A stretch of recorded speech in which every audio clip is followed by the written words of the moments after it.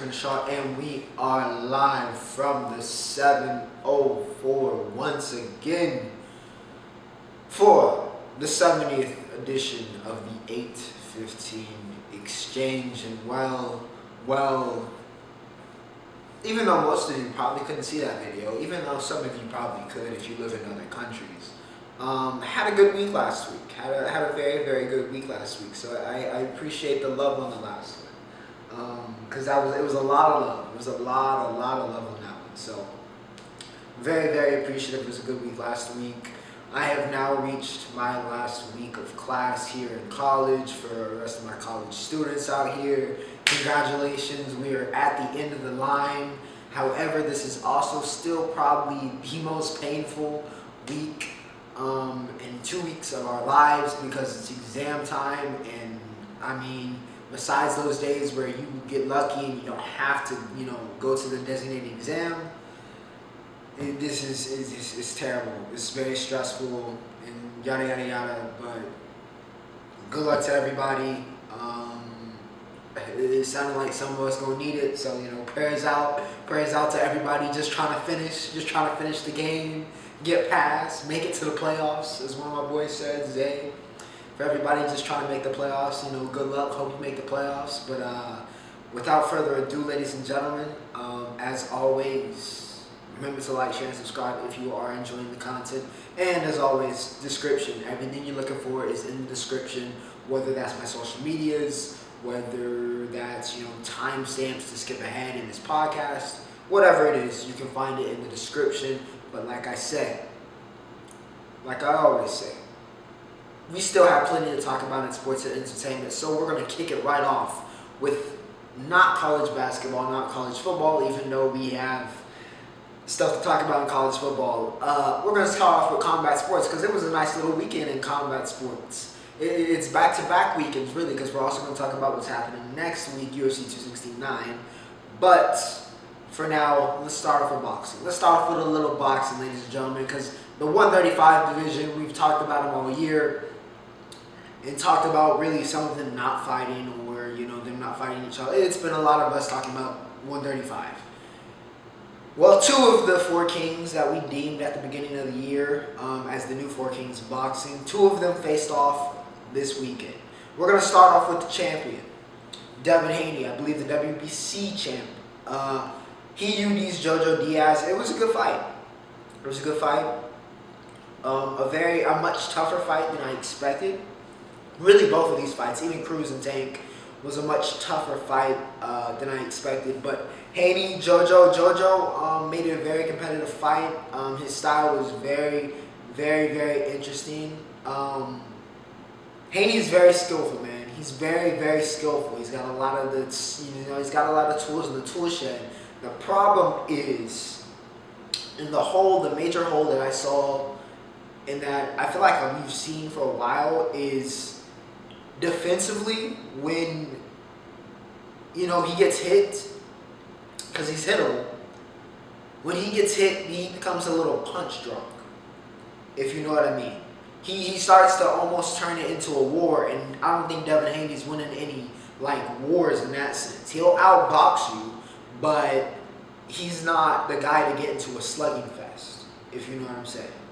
That's not his game. That's not his area. And when he gets hit, he gets a little punch drunk and makes him susceptible. Someone like, let's say, Ryan Garcia, right? If he gets into something like that with Ryan is turning the lights off. If he gets in something like that with Tank is turning his lights off, right? So if he can, fix up some stuff again, I'm pretty sure he's the youngest out of the four kings, quote unquote.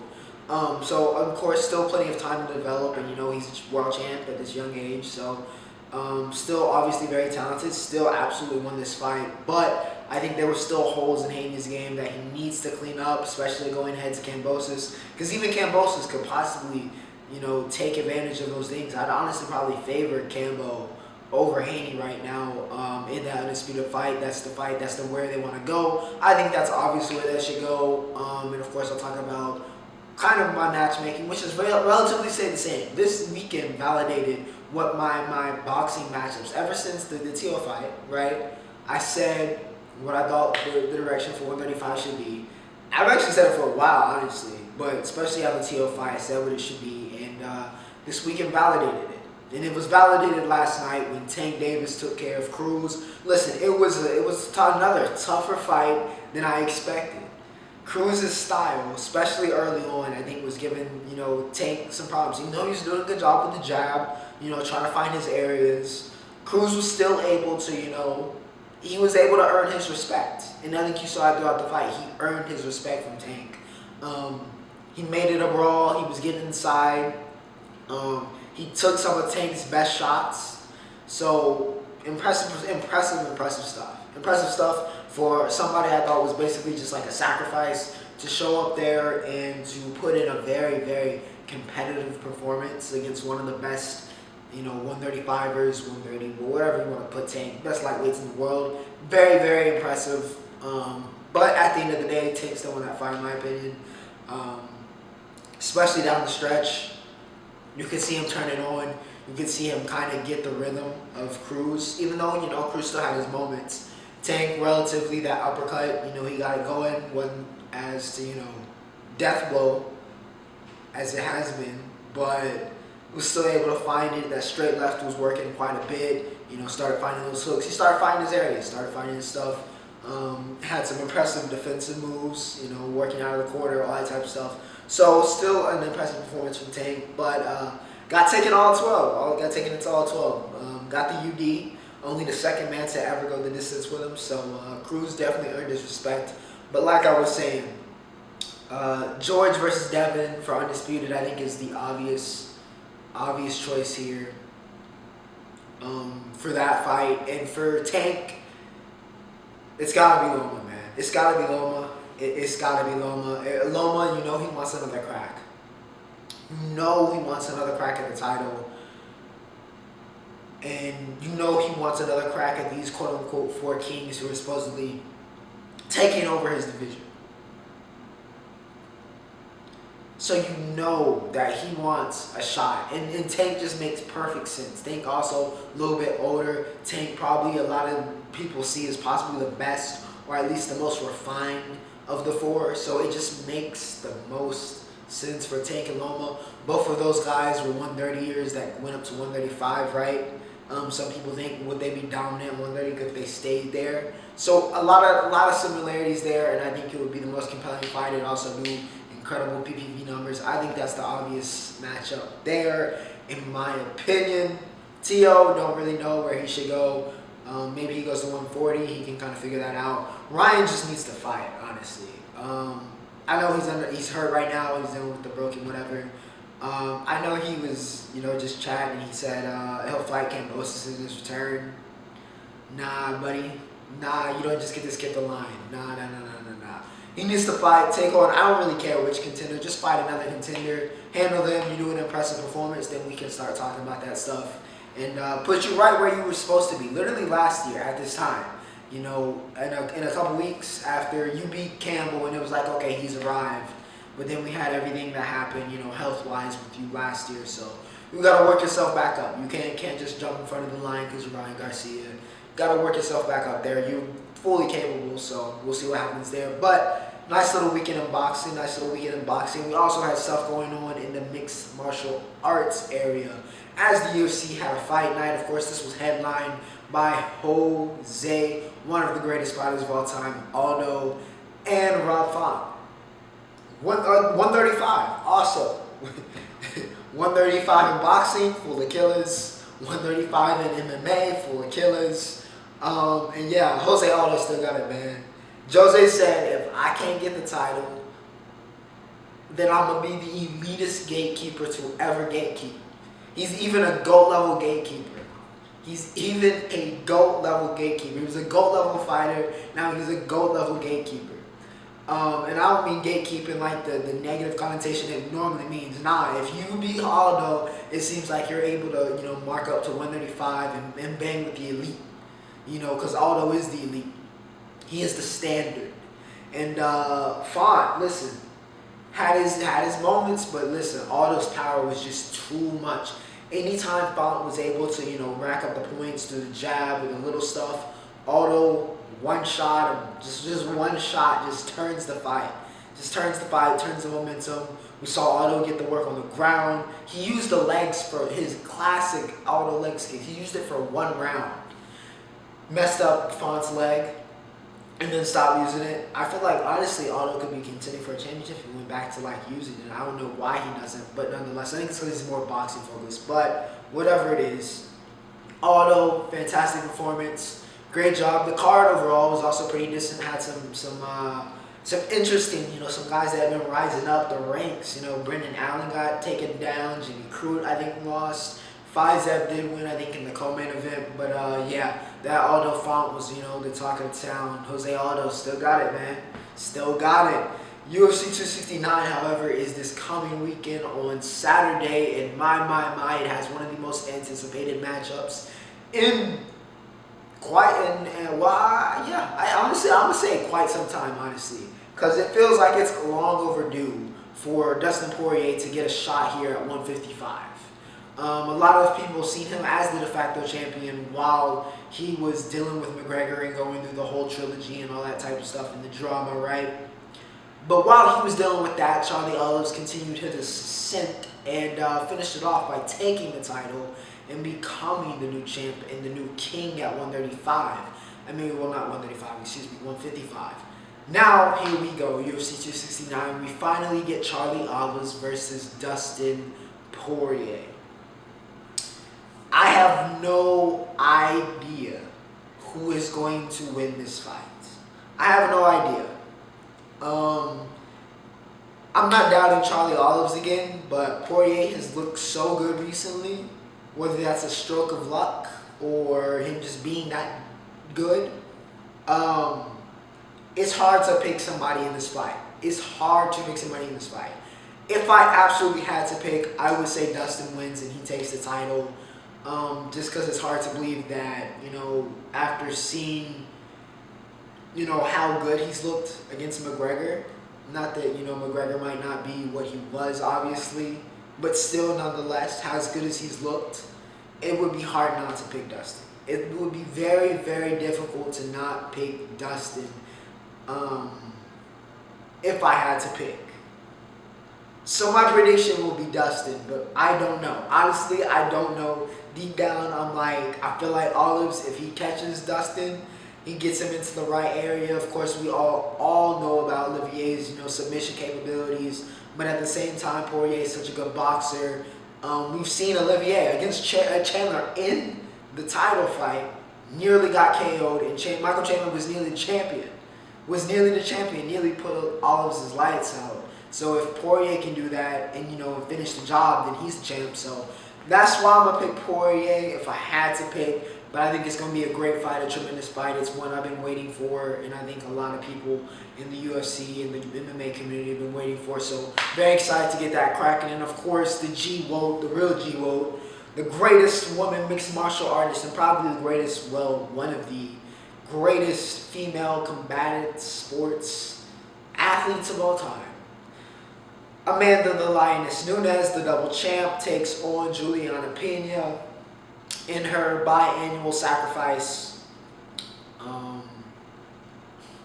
Listen, Nunes is going to win this fight. I really don't need to go into detail here. It's Amanda. There is literally nobody on her level.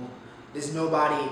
The only way she loses that title is if she vacates it, or she gets old enough, or gets, rusty after not being challenged for so long enough to where she vacates the title. That's the only way she's losing it. That's the only way the Lioness is going to roll here. Maybe we get a highlight reel knockout. I feel like Amanda hasn't really put nobody in the grave in a minute, so hopefully she does that. That's what we'll be looking for. Also, we got some other great stuff on the card, and of course, we'll talk about it on episode 71 of the A15 Exchange. But for now, that was Combat Sports. All right, ladies and gentlemen, we reached conference championship week in college football. We had plenty go down. It was a week of heartbreak.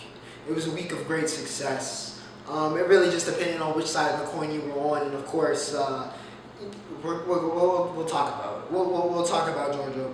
We'll talk about it. We're going to start off with the Pac-12 championship. Listen, I told you so. All right, I told you so. I told you who Oregon were. You know, I told you who Anthony Brown was. It was the Super Bowl, right? And Noah Sewell may have won the brothers matchup. 12 tackles, 1 interception, looked like a future first-round pick, right? Noah may have won that. But they didn't win the game. Oregon especially definitely did not win this game. And I'm not really too surprised. They get blown out by Utah yet again, 38-10. Utah, I'm giving you your flowers as well because, well, you go into the Rose Bowl, so no pun intended. But Utah, complete team performance. Kyle Whittingham had them boys ready.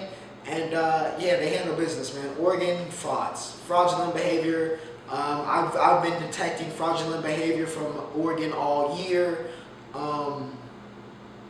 Y'all had them ranked in the college football playoff at one point in time. I never understood that one. Honestly, I never really understood that one. Like, they could have been like 5. Like, if y'all want to have them over Ohio State because they beat Ohio State, that's fair. That makes sense, right? I enjoyed the head-to-head, and I feel like it should be incorporated more, right? It only makes sense. But come on, bro. Look, listen, anybody that's watched Oregon at all this year could tell you that Oregon was not playoff quality. They weren't going to do anything, and it happened here. It happened here. They got exposed yet again. They lost to Stanford. They lost to Stanford. They lost to not Andrew Luck Stanford, not Bryce Love, not CMC Stanford. They lost to this edition of Stanford. With all due respect. Should have seen it coming. Utah, Devin Lloyd, one of the best linebacking prospects in this year's class. 7 tackles and a pick 6. Shout out to him. He put on for Utah. That defense was major in this game. But, yeah, Utah headed to the Rose Bowl. They claimed the Pac-12. Oklahoma State, dear Lord. Oklahoma State fans, I feel for you. I really do. I really, really do. What a frustratingly just miserable game for you. Baylor literally tried to hand you the game. I mean, we had Ebner, like just the things. It was unbelievable.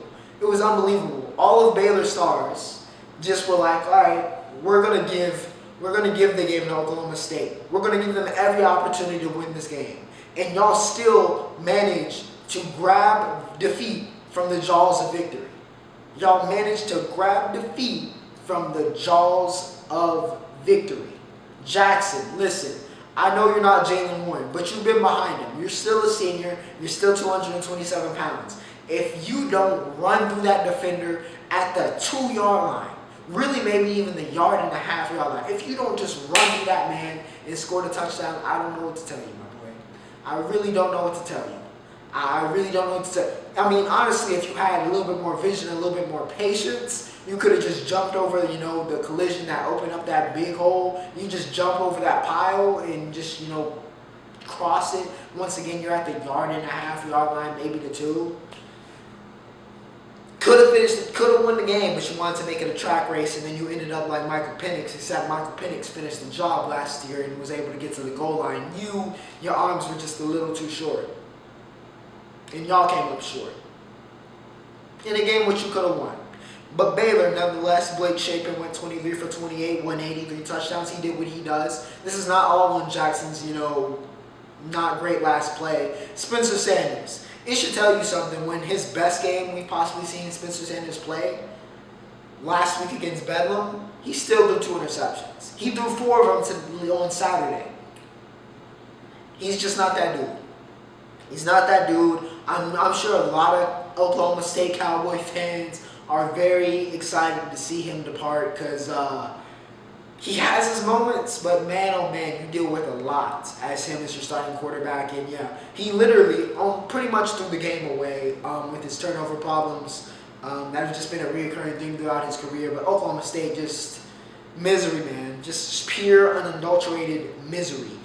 Now let's talk about Louisiana. Let's talk about Billy Napier. Headed to Florida, but they, went out on better terms. They said, we're going to let you finish the job. And finish the job he did in the Sun Belt Championship. They take down Appalachian State. Amani Bates did not have a good week. Amani Bailey, however, did have a great week. He had 117 and a touchdown. I like how I turned that around. Chauncey Manick was a menace, though.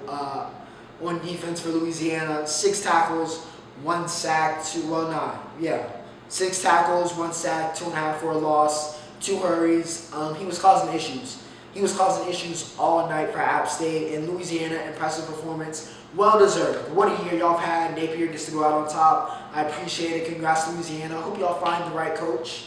Because you always want to see these Group of 5 teams continue to rise and maintain some sense of relevancy and success. I think that's what everybody in college football should be rooting for. Because listen, the SEC is about to blow up. We've seen what happened to Oklahoma and Texas already.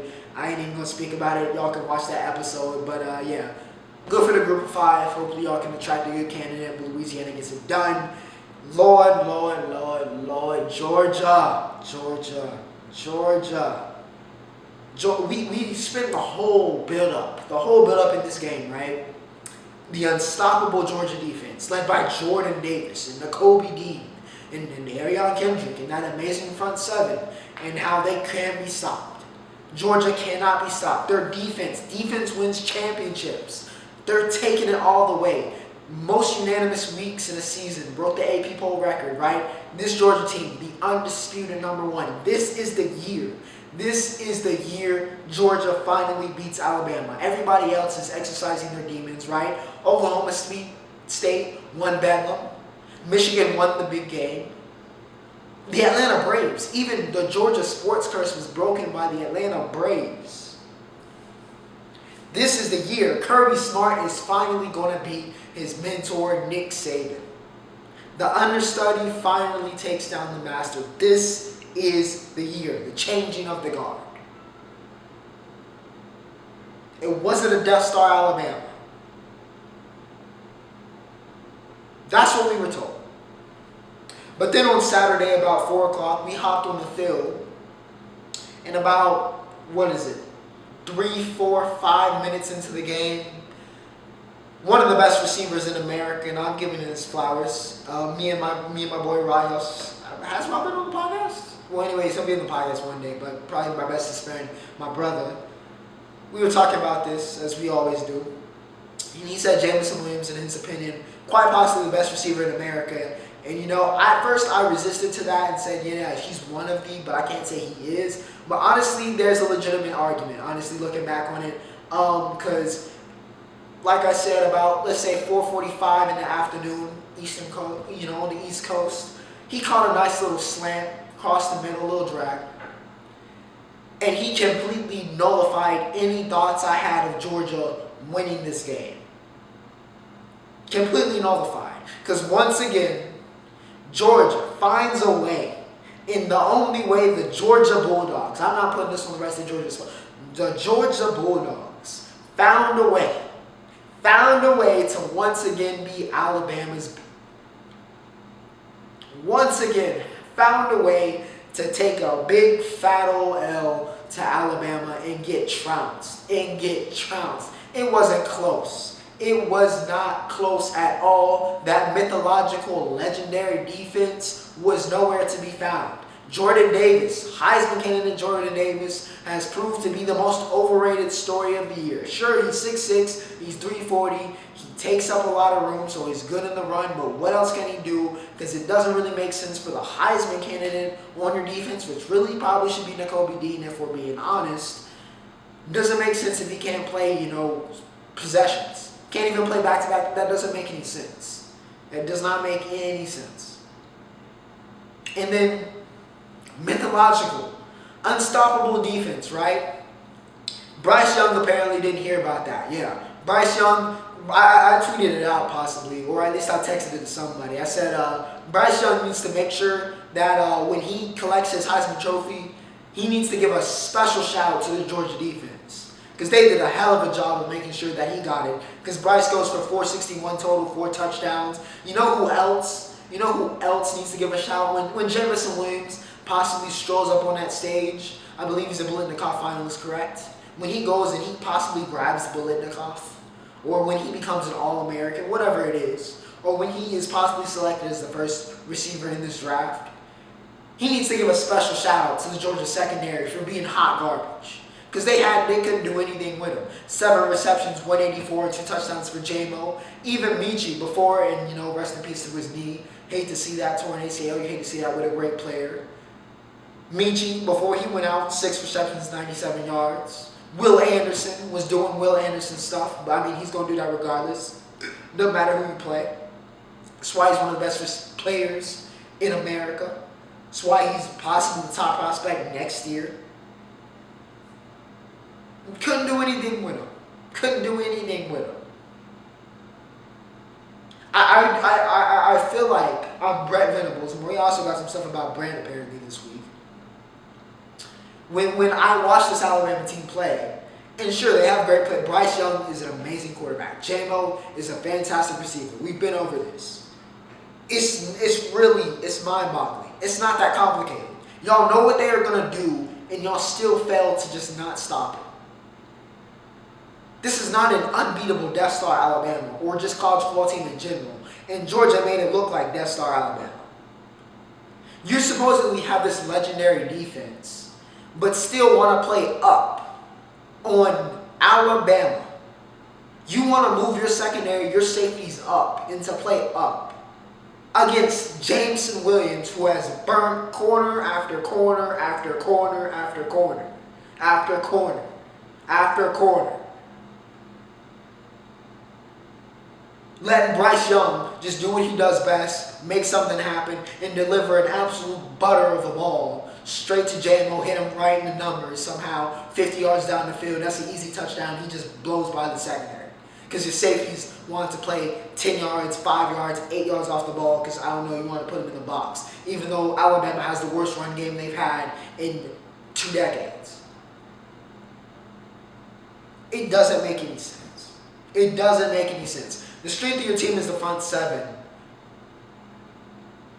And it was, where? Where was it? Where was it? Where was it? Where was it? Why not try to put the motion of the game in versus the front seven, right? Why not make it a battle of the front sevens? Instead of, trying to go head up with Alabama's receivers. Or play head up, or put a defensive lineman. You put a defensive lineman to spy versus Bryce Young. A defensive lineman you put in a QB spy versus Bryce Young. That should be a fireable offense. You have Nakobe Dean right here. And you put a defensive lineman in a quarterback spy versus Bryce Young. Who, even though he throws a lot more than really he could, because by the way, he's also very athletic, as you saw in the TD run. But I don't understand. I don't understand Georgia. And then, I don't know what the offense was. I really don't know what the offense was, right? All due respect, Stetson Bennett, he's done a solid job all year. When JT was injured, right, he did a solid job. He's got a great story, walk-on to now starting for Georgia, right? I said this, somebody can go back in the episodes. I told you.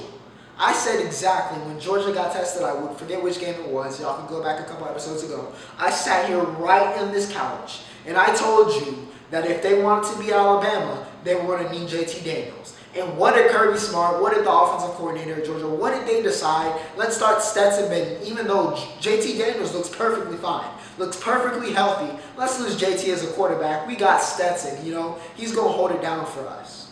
He's the guy. Stetson Bennett is the guy versus Alabama, apparently.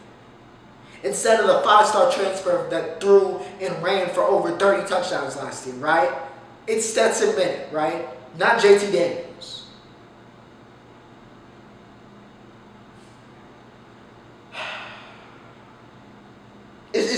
I don't understand. Why do you not start JT Daniels? Why does when Stetson is struggling throughout the game, missing throws, throwing pick sixes, why do we not put JT Daniels in the game?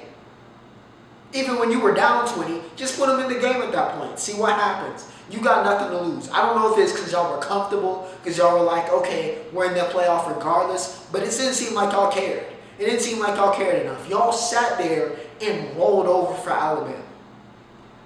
Y'all talked this big game about how y'all were taking over the SEC, y'all were going to roll the South, and y'all sat there, hopped up on the bed and said, come here.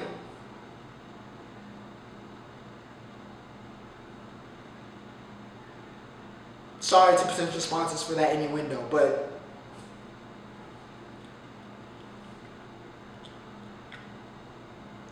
You got Brock Bowers out here completely unstoppable. 10 receptions, 139. Best tight end in the country as a freshman.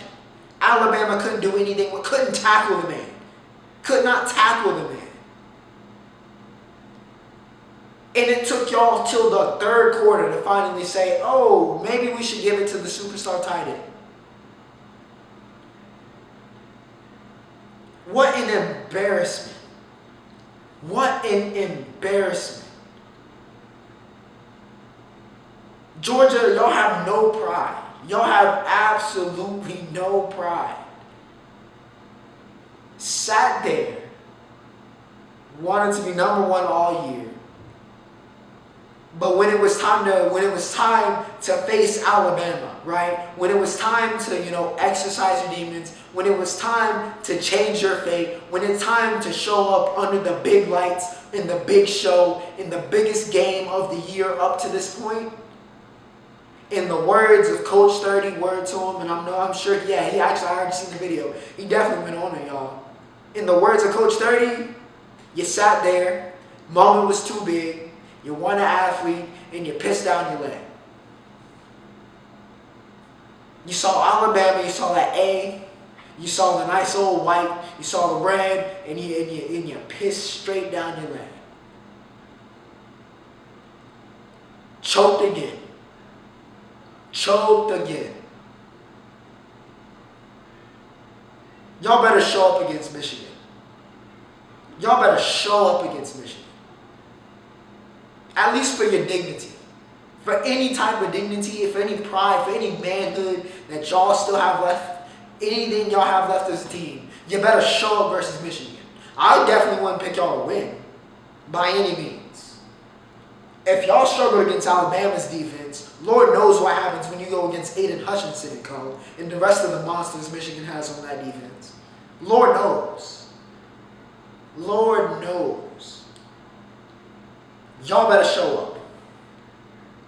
Y'all better show up. Alabama gets it done. They're the number one seed. We'll talk about the college football playoff. To end off before I run out of time, because I went on that whole rant, which was very necessary. Cincinnati held it down.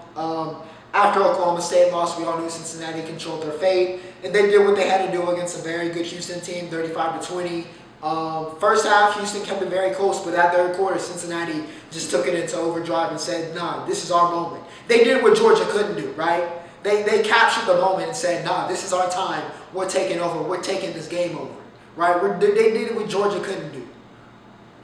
Desmond Ridder, 11 for 17, 190 and 3 touchdowns to fully cement his place as a Cincinnati legend. Jerome Ford also 187 and 2 touchdowns. He's been one of the best backs in the country all year. Dubelanco for the defensive side of the ball, 7 tackles, 2 tackles for a loss, 2 sacks, 18 sacks for Cincinnati.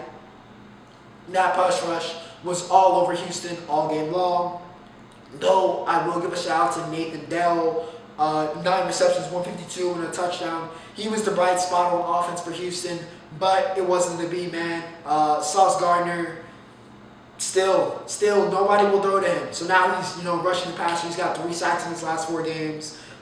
Cincinnati handles business, man. They went out there and they handled business. All the respect due to them, and yeah, congrats to Cincinnati. Headed to the playoff. Michigan takes down Iowa 42-3. Once again, complete domination. We knew this about Iowa, though. Brandon Petras might be one of the worst starting quarterbacks in the FBS. That Iowa offense is garbage. It's hot garbage, and against an elite defense like Michigan, you knew this was going to happen. Michigan's offense didn't really have anybody stand out too much. Hassan Haskins, once again, I think he either tied or broke the rushing touchdown record for Michigan school history. So, I mean, a lot of great running backs, a lot of great players in Michigan's history. So, congrats to Haskins, 2 touchdowns. Donovan Edwards went out there and got a passing touchdown, which was crazy. Hutch, of course, we got to talk about the number 1 prospect, possibly in this year's coming draft. He did it again. 4 tackles, 1 tackle for a loss, and 1 sack for Hutch. Dominant, just absolutely dominant. As he's been all year. Should be going to New York, honestly, in my opinion. He's been one of the best players in the country. Should send him to New York, should be in the Heisman race. Not going to say he has to win it, but he should be in New York at least. But yeah, Hutch, Michigan, dominate Iowa. No surprises here. Michigan, all the flowers, all the credit due to you. You head to the playoff. In one of the predicted games of the week, honestly, Pittsburgh and Wake Forest, ACC Championship. I think the over-under for this was like 80 or something crazy like that. And through the first half, it looked like it was going to be. It looked like it was going to be an over 80 points combined game. But Pittsburgh, Kenny Pickett, 273, 3 touchdowns. That fake slide was super duper clean, by the way. That was fantastic. He was dealing all game. Jordan Addison had 8 receptions, 126. Dennis on the defensive side of the ball, 12 tackles, 2 tackles for a loss, 2 sacks. But here's where it all went wrong for Wake Forest, right?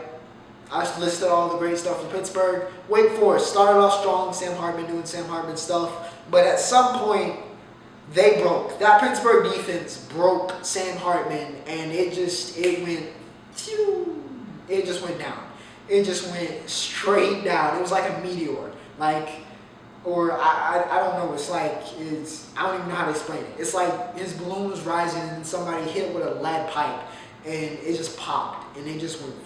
Somebody let the air out of the balloon. There you go. Somebody let the air out of the Wake Forest balloon because Sam Hartman went on to throw 4 interceptions with Hallett grabbing 2 of them. But yeah, Sam just completely dysfunction. He was missing throws he doesn't normally miss. They just seemed out of sync. I don't know what happened, but that Wake Forest team just combusted, and Pittsburgh grabs their first ACC championship. All the credit due. Kenny Pickett should be going to New York as well. Yeah, he's been one of the best players in the nation, been one of the best quarterbacks in the nation. Been a huge draft stock riser, so all the credit due to Pickett. Once again, that fake slide, I hope they don't make a rule for it. Because it was clean. It was clean, man. That was clean. It's something I've thought about. I was like, I don't know why somebody doesn't do that. Doesn't, go for a half, a fake slide, catch the defense lacking, and then score it. And then he did it, and it looked amazing. So all the credit due to Pickett. This game, once again, lived, for the most part, up to the hype. Pittsburgh, congrats on the win. I think they're headed to the Peach Bowl. And yeah, with that said, that means we got a college football playoff. Alabama, of course, taking on Cincinnati as expected, and Michigan and Georgia. I already talked about Michigan, Georgia. Georgia, show up. Y'all didn't show up last week, so show up in a couple weeks. Show up versus Michigan. You got plenty of time. Prepare. Show up for this game. You should. Just a recommendation. I know it's a big game, and it's not normally what y'all do, but maybe just show up for this one.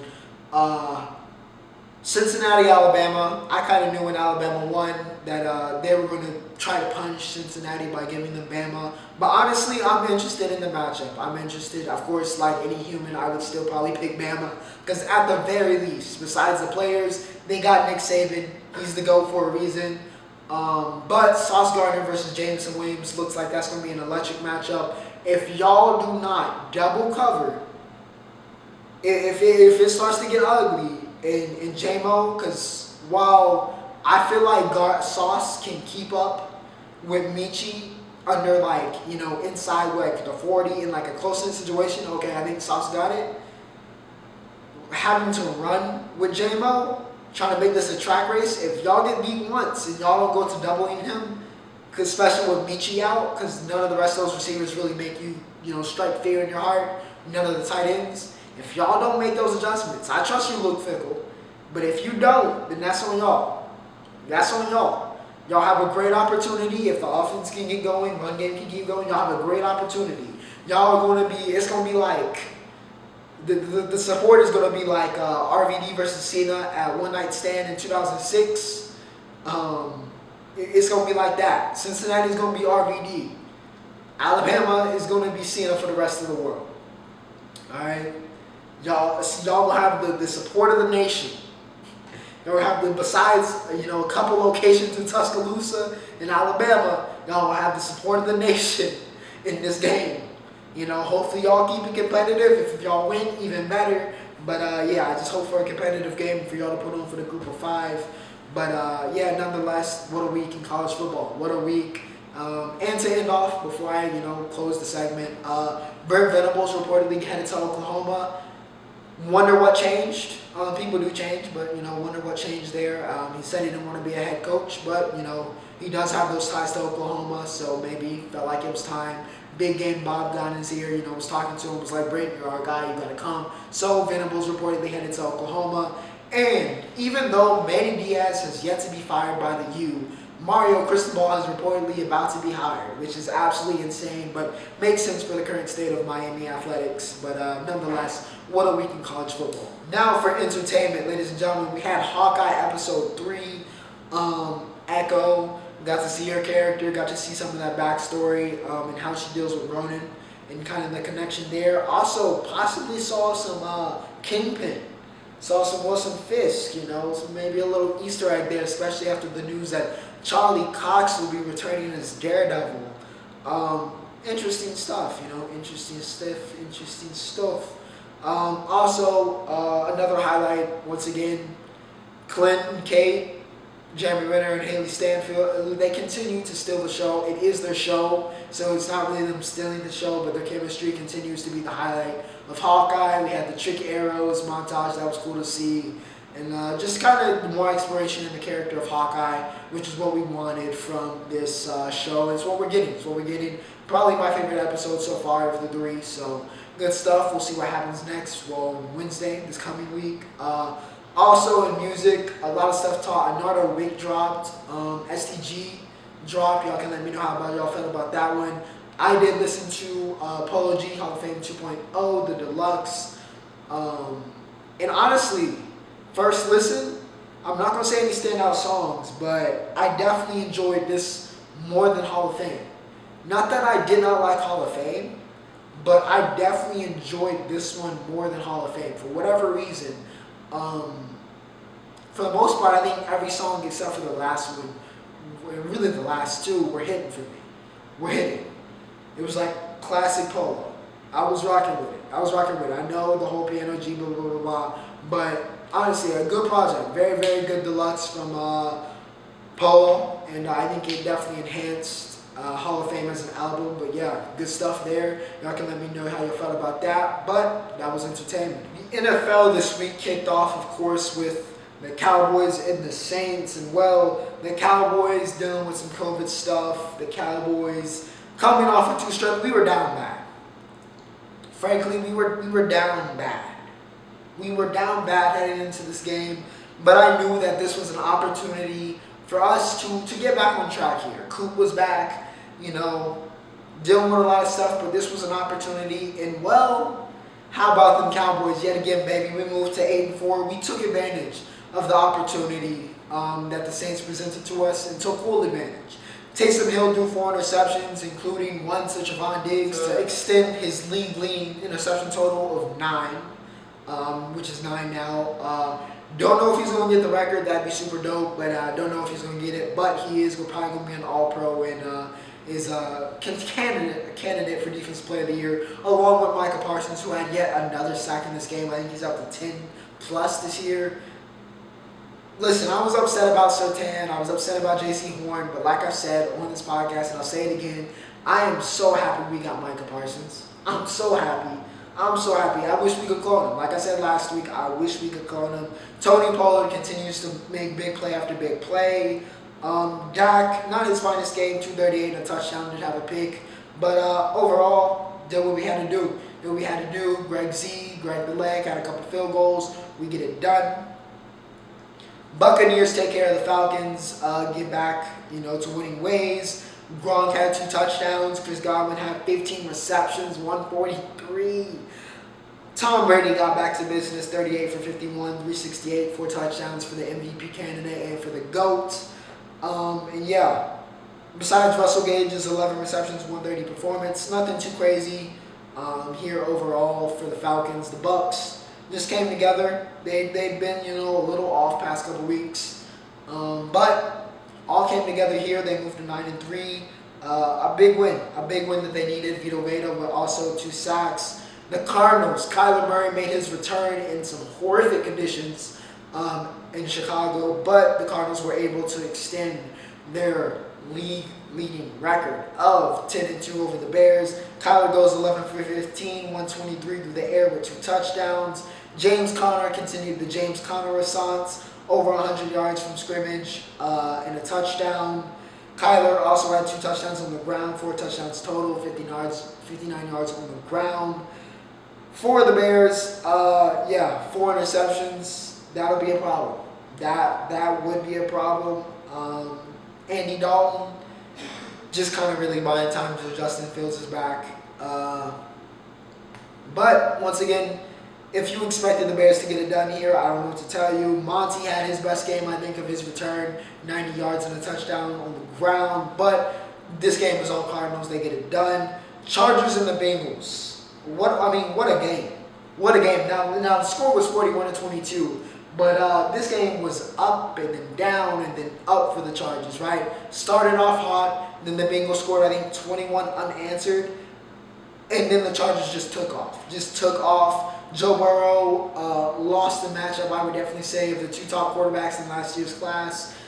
He had 300 yards, but the 2 interceptions were costly. On the other hand, J Herbo, 26 for 35, 317 and 3 touchdowns. Eckler continues to score touchdowns seemingly every week, whether that's through the ground or through the air. Mike Williams goes for 5 receptions, 210 yards. T. Higgins could not be stopped. 9 receptions, 138 and the touchdown. But unfortunately, it was not enough, and the Chargers were able to keep it going. Jalen Guyton got in the box, fumble returns. They were able to take advantage of the Bengals' mistakes, especially late, and were able to pull away. But a hell of a game between 2 of the top young quarterbacks the game has to offer. Ladies and gentlemen, boys and girls, the Lions have finally won a game. It went down to the wire. It looked like they were about to lose in heartbreaking fashion again, but Amon-Ra St. Brown fight on. I don't know what they were doing on that last play. Honestly, I do not know what the Vikings were doing on that last play. They gave them way too much of a... that was so easy. That was so easy for Goff and ARSB. That was so easy for the Lions. They gave them way too much of a cushion. And simple pitch and catch. They get a touchdown. They walk it off. Congrats to the Lions. I know that was a big win. Jared Goff's wife, by the way, you got the win on the field. You're also winning off. I saw her reaction. Congratulations to you. Kirk Cousins, this game wasn't on him. 30 for 40, 340 and 2 touchdowns. Jettas, 11 receptions, 182 and a touchdown. But once again, ARSB, Amon-Ra, 10 receptions, 86 yards, and of course the game winner, Lions. They don't stop fighting. I will say, for a team that has this bad of a record, they do not stop fighting. There's really no quit in this Lions team. And you know what? It worked out for them. Congratulations on the win. I was actually the only person in our pool, or in my pool, where we picked teams. I was the only person to pick the Lions. So appreciate y'all for giving me possibly the money this week. The Dolphins take down the Giants 20-9. Mike Glennon starting. You know how that goes. Tua, 30 for 41, 244 and 2 touchdowns. Waddle, another 90-yard plus game, 9 receptions to 90 in this game in particular. But Dolphins get it done. They get the win 20-9. The Eagles and the Jets. The Eagles get the win 33-18. Zach Wilson. Honestly, he's playing better. He's playing better since he came back from injury. He's played a little bit better. It wasn't enough because Gardner Minshew, you should have known by the way he came in fitted, the fit that he walked into the stadium with, you should have known what was up. Minshew came to make a statement. He came to make a statement. 20 for 25, 242 and 2 touchdowns. There is no better quarterback in the league than first start Minshew. Miles Sanders finally goes over 100 yards rushing. Dallas Goedert showed why they were able to trade Zach Ertz. 6 receptions, 105 and 2 touchdowns for Dallas. But the Eagles get it done versus the Jets. Congratulations on the win there. Colts blank the Texans. The Texans, one of the worst teams in the league. Once again, top 5 pick incoming. Colts really didn't do nothing crazy. JT got back to, doing JT stuff. 143 and 2 touchdowns. Like I said, nothing too crazy for the Colts. They were expected to win, and they did just that. Muhammad and Toure had 2 sacks apiece. And, like I said, they blanked the Texans. Texans is not a very good team. Washington and the Raiders. Washington. They're hot. They're hot right now. They're streaking. 4th straight win. Somebody compared, I think it was Dan Orlovsky, said Taylor Heineke's been playing like a young Tony Romo. I'll let you say what you want about that. But nonetheless, Logan Thomas was balling out for them. 3 receptions, 48 yards, and a touchdown. Had a couple of things called back. But, hey, Washington made the plays when they needed to be made, and they got the win. Hunter Renfrow, over 100 yards. Seems like he does this in his sleep. He, like I said last week, his skill set has translated so seamlessly. He's become that security blanket like he was for Deshaun, like he was for Trevor. He's become that for Derek Carr. And long term, very good stuff for the Raiders. Very good. But in the short term, a lot of missed opportunities in this game for y'all to win. Washington's defense did a good job, but man, Raiders, I think y'all are going to wish y'all had this one back. On the other hand, Washington streaking right into the wild card, and they could make it interesting in the NFC East, possibly. The Rams take down the Jaguars 37-7. Yeah, Lawrence, not a bad game, but this game was all Stafford as expected. If you see anybody facing the Jaguars, you should expect them to have a big game. And, well, 26 for 38, 295 and 3 touchdowns kind of speaks for itself. Sony Michel went 24 carries, 121 and a touchdown. Cooper Kupp also got back to his wide receiver, best receiver in the league this year, Ways, 8 receptions, 129 and a touchdown. Rams dominated, facing the Jaguars, did what they were supposed to. The Steelers and the Ravens. Lamar is in a funk right now. Threw an ugly interception in this game. I think he also had a fumble, I believe. Let me check that. Yeah, also had the fumble. 2 turnovers. Got to work on that because it's been costly. The Steelers able to get it done here late. They failed the 2-point conversion at the end after, once again, almost found a way to win, but went for 2. It was a risky move by Harbaugh, risky call. And, yeah, just couldn't get it done. That Steelers defense was big. Minka Fitzpatrick got the interception. Ben was not as washed as usual this week. Deontay Johnson continues to prove why the Steelers are seemingly a wide receiver factory. 8 receptions, 105 and 2 touchdowns, and the Steelers get the win.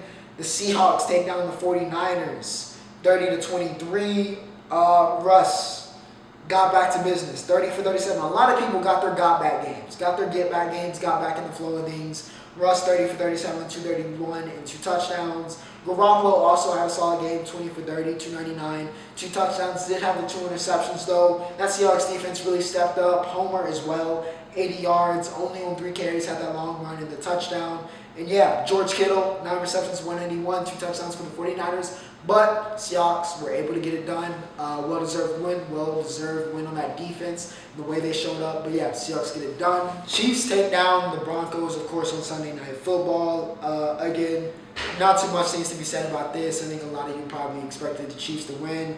Mahomes didn't have a great game, but the Chiefs defense, 2 interceptions. They caused, caused 3 turnovers. Probably their best defensive performance of the year, in my opinion.